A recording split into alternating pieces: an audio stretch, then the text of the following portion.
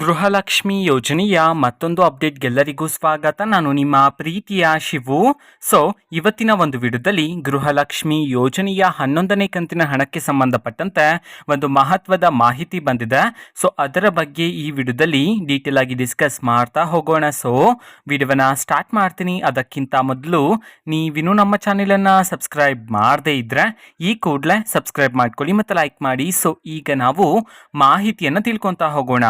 ಗೃಹಲಕ್ಷ್ಮಿ ಯೋಜನೆಯ 11ನೇ ಕಂತಿನ ಹಣವನ್ನು ಇವತ್ತು ಅಂತಂದರೆ ದಿನಾಂಕ 8/7/2024 ಇವತ್ತು ಹಣವನ್ನು ಬಿಡುಗಡೆ ಮಾಡಲಾಗ್ತಿದೆ ಅಂತ ಹೇಳಿ ಮಾಹಿತಿಯನ್ನು ತಿಳಿಸಿರ್ತಕ್ಕಂಥದ್ದು.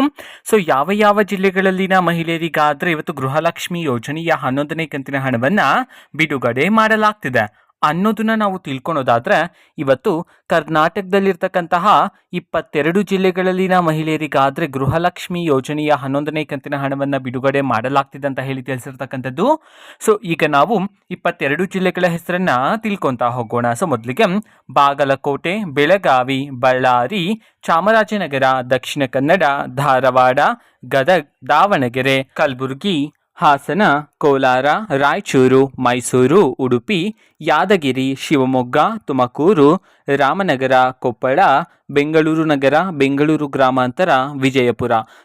ಈ 22 ಜಿಲ್ಲೆಗಳಲ್ಲಿನ ಮಹಿಳೆಯರಿಗಾದರೆ ಇವತ್ತು ಗೃಹಲಕ್ಷ್ಮಿ ಯೋಜನೆಯ 11ನೇ ಕಂತಿನ ಹಣವನ್ನು ಬಿಡುಗಡೆ ಮಾಡಲಾಗ್ತಿದೆ ಅಂತ ಹೇಳಿ ಮಾಹಿತಿಯನ್ನು ತಿಳಿಸಿರ್ತಕ್ಕಂಥದ್ದು.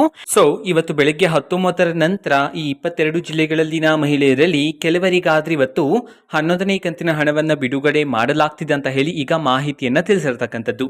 ಓಕೆನಾ?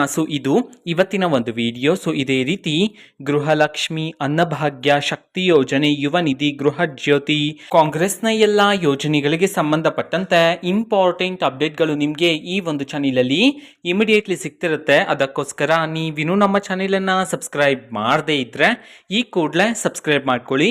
ಸಬ್ಸ್ಕ್ರೈಬ್ ಮಾಡೋದ್ರ ಮುಖಾಂತರ ನಾನು ಯಾವುದೇ ವಿಡಿಯೋಕ್ಕೆ ತಕ್ಷಣ ನಿಮಗೆ ನೋಟಿಫಿಕೇಶನ್ ಸಿಗುತ್ತೆ.